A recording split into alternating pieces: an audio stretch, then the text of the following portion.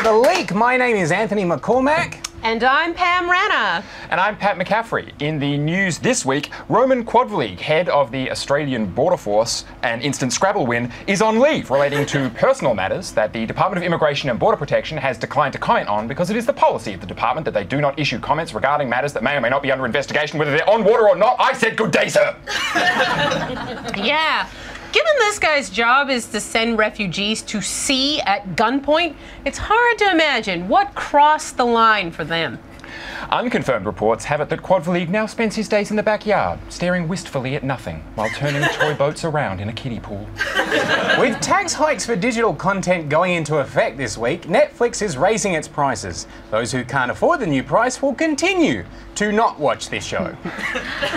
The raise is slightly higher than the new GST Netflix have to pay, so hopefully they can use the extra revenue to create more high-quality original content. But back to depressing refugee news now, and questions have been raised after it was revealed an Australian citizen was wrongly detained on Christmas Island following their release from prison. Immigration Minister Peter Dutton apologised, saying, "We regret the incident. Obviously, Christmas Island was only ever designed for people guilty of absolutely no crime at all." Malcolm Turnbull said he will quit politics if he loses the next election. So just 1 year, 11 months, and 23 days until Malcolm Turnbull quits politics.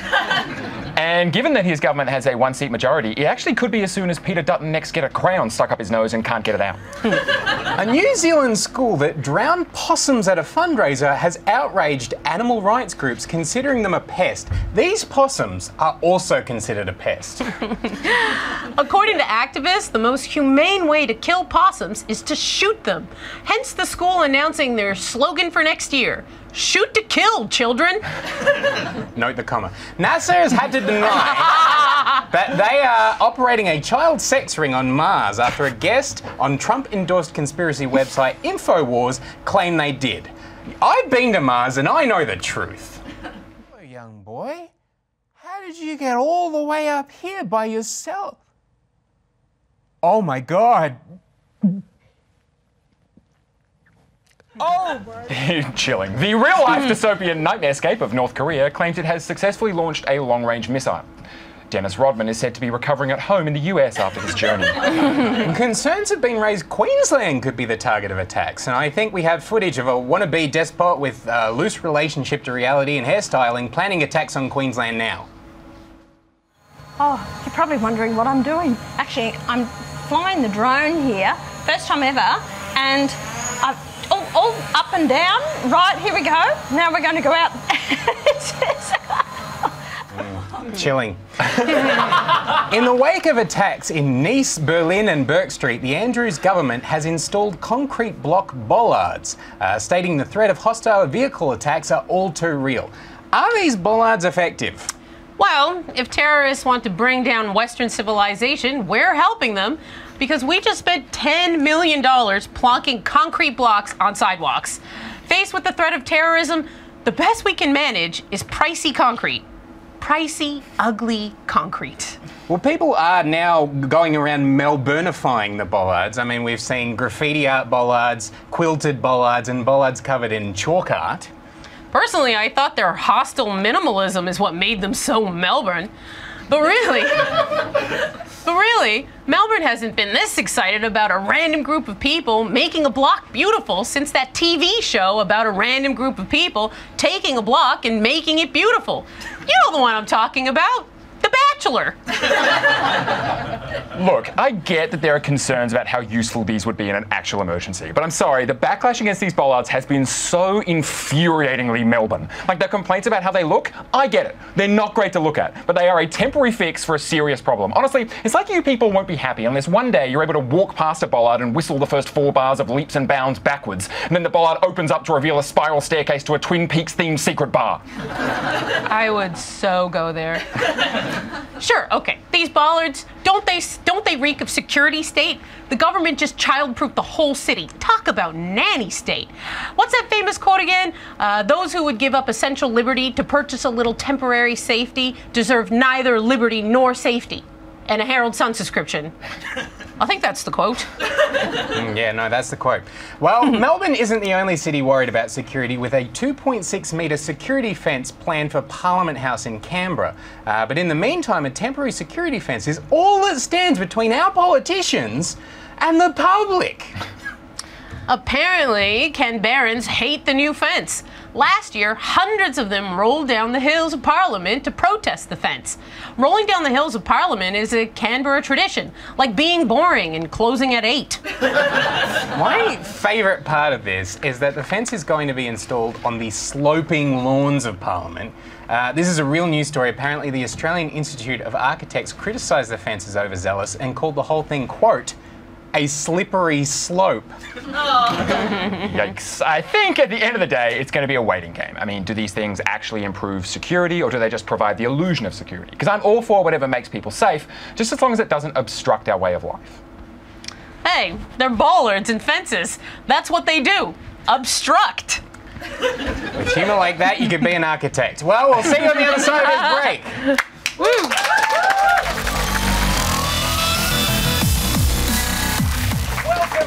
And stay tuned after our show tonight for our Facebook Live post-show from 9 p.m. Right now, Pauline Hanson's recent remarks that children with autism are holding our kids back and should be kept out of mainstream schools have sparked a debate about inclusion. Joining us to talk about the facts is the Leak education correspondent Lindsey Motteram. Welcome, Lindsey. Thank you for having me. Now, Lindsey, is it true that there are some kids that are holding other kids back? Oh, look, well, it's true that some children struggle more than others, but we believe that all kids should have the opportunity to be in a mainstream school, even if they lack critical disabilities. Sorry, did you just say they lack critical disabilities? That's right, Pat. Yeah, sure. So students without disabilities can face significant difficulties in the classroom. And I think that's where a lot of the parents' concern is coming from here. You know, for example, children without autism have very high social needs, you know, talking, making eye contact. That can be really distracting for their more focused peers. But that doesn't mean we should kick them out of the classroom, guys. Non-autistic people are different, not less. You know, we want everyone to be included. Ah, okay. So is there a limit to inclusion? Pam, let's be totally clear here. We want everyone to be included. And that, you know, for example, that means people who don't use wheelchairs. You know, people who don't use wheelchairs require twice as much vertical space, and you have to provide seating for them, and they're really slow going downhill. I want to play devil's advocate here, Lindsey, because it is true we need to give some of these children expensive aids. Not AIDS, but you know what I mean, aids.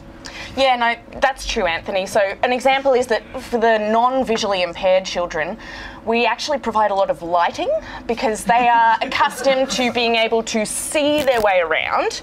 They haven't adapted to getting around in a dark building. So we actually invest to pay for lighting for these students. I never thought of it like that. And you probably shouldn't.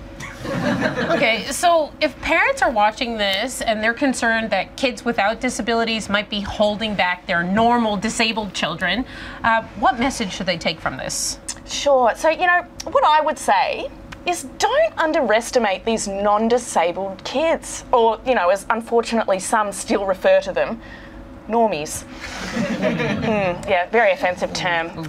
But look, these kids can actually be quite inspiring in what they can achieve, even with their extreme difficulties and their poor, long-suffering parents. Oh, don't get me started on the parents. But that's not the point. These kids can be really inspirational, and some of them, despite their totally average abilities, can do amazing things. You know, even we could learn from them. Oh, this is a whole new way of thinking. Lindsey, thank you so much for coming in tonight. No worries. And for bringing your own chair. Oh, no problem. It's been a scintillating pleasure. Thank you. Yeah. And now this. Oh, hey, Pat. Oh, hey, Anthony, you don't have some money for the vending machine, do you? I'm sorry, I have no coins on me. Oh, it's just that time I lent you like $90 and you still haven't paid me back for that yet? Yes, and I do have it, but electronic. Can I transfer it to you? Well, I just need $2 for a caramello koala. I have no coins. It's getting easier and easier to avoid using paper money these days. Recently released figures show a massive decline in the use of checks, which is not surprising. What is surprising is that ATM cash withdrawals are down too, falling 22% in the last 5 years. Some economists are predicting Australia could be a fully cashless society in the next 3 years. You know when you're buying your dumplings by card and you have to pay a surcharge? Some banking executives are predicting a future where you'll have to pay a surcharge to use cash.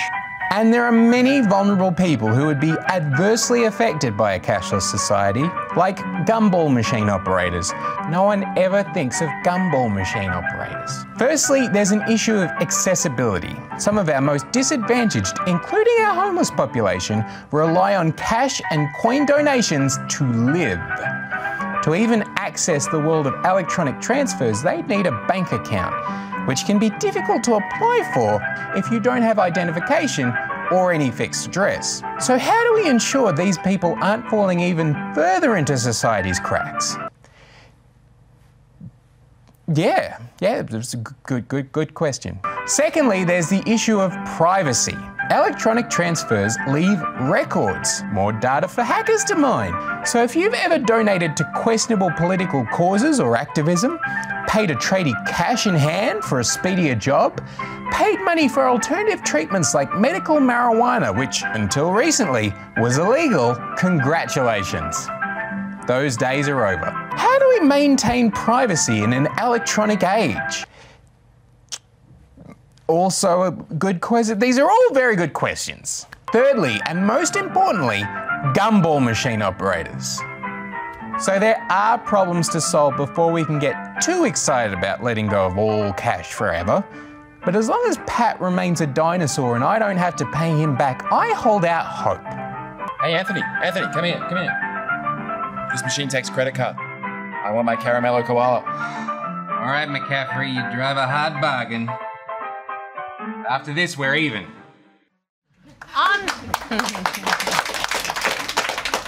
On the news and whatever we do here, we talk a lot about politics. But here's a scoop. I don't really care.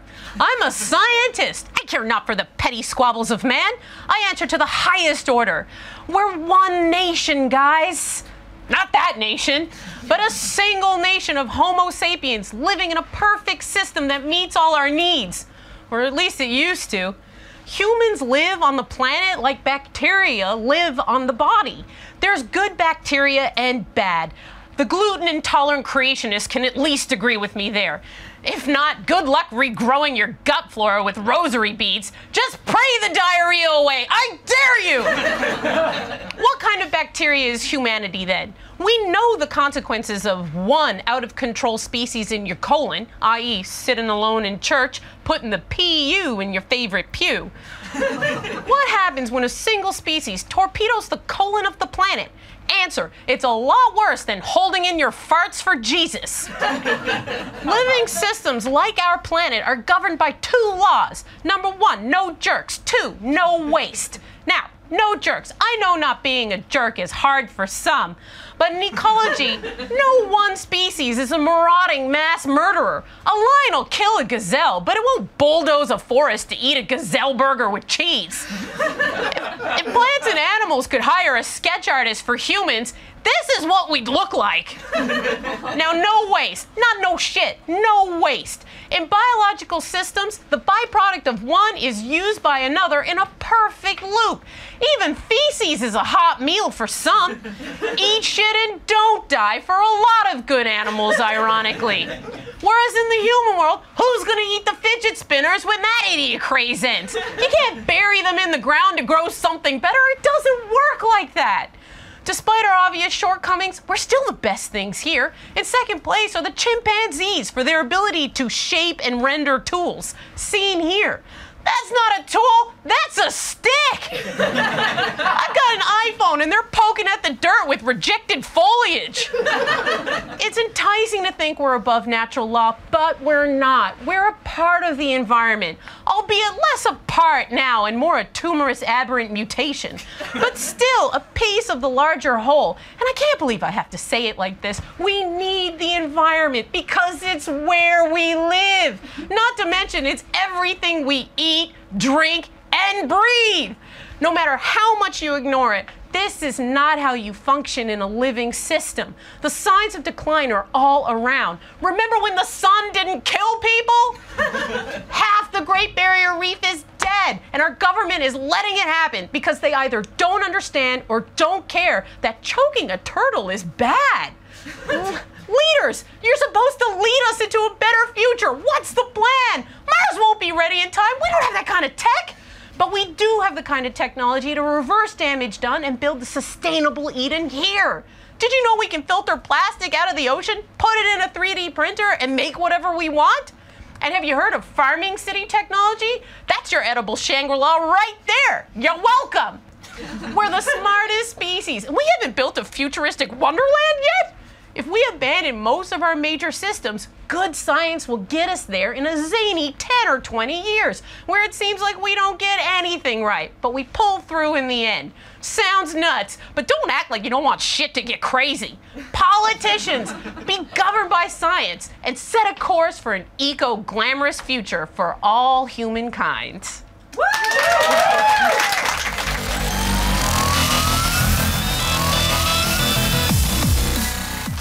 Welcome back. Our intrepid reporter on the road, Gillian English, travelled to Brisbane this week. Now say what you want about Brisbane. No, seriously, say what you want about Brisbane. But how free are they?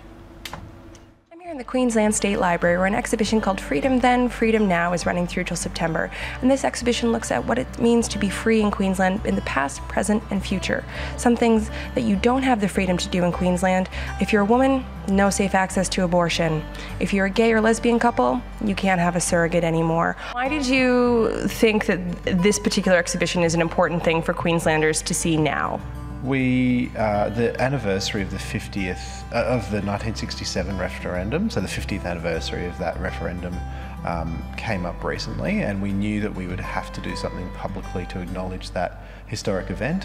In 1967 was to remove racially discriminatory clauses in the Australian Constitution. It also enabled Aboriginal Australians to be counted in the census for Australia. There's some stuff on gay rights. That's something that's moving forward. Where do you see that moving? The marriage equality debate is obviously something that's very current and present. So what we wanted to do in the exhibition was contextualise where that conversation's come from, that there has been an ongoing debate around LGBTI rights and what you can do, how you can identify who. About the exhibition, when you were going through it, is there anything that, like a law or a bylaw that you came across that was like, well, that's just silly? That women in Queensland couldn't drink in public bars. Yeah, so women couldn't drink in public bars. That's almost as silly as, you know, being 2017 in a first world country and women don't have access to safe and medically clean abortions, which are also illegal in Queensland. Just going to throw that out there, something to work for in the future.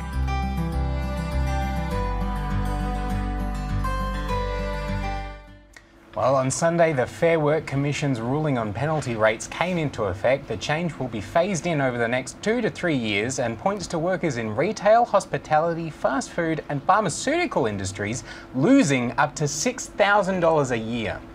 The Labour Party is outraged, with local hero Bill Shorten pledging to reverse the decision within 100 days of becoming PM, along with legalizing gay marriage, appointing Anthony Albanese Ambassador Albania, and mandating a laugh track for all his zingers. For their part, the Coalition and Business point out the Fair Work Commission is an independent umpire that was actually established by Labor. Now, businesses are claiming that they can't afford to open on a Sunday, but instead of a Sunday, can't Sunday just become a second Saturday? Well, this Saturday-Sunday distinction is part of a broader argument about businesses wanting a more flexible IR system that changes with the times. And to be honest, I get that. But what annoys me is the way this flexibility argument only ever seems to flow in a way that helps one side. Yeah, if you want flexibility, how about a wage system that doesn't assume I go to church on Sundays, but does pay me more for working Saturdays? Then at least I'm compensated for missing Friday night Fight Club for a cup of berry tea and falling asleep in front of Late Line. Why on earth would you regret that Friday night?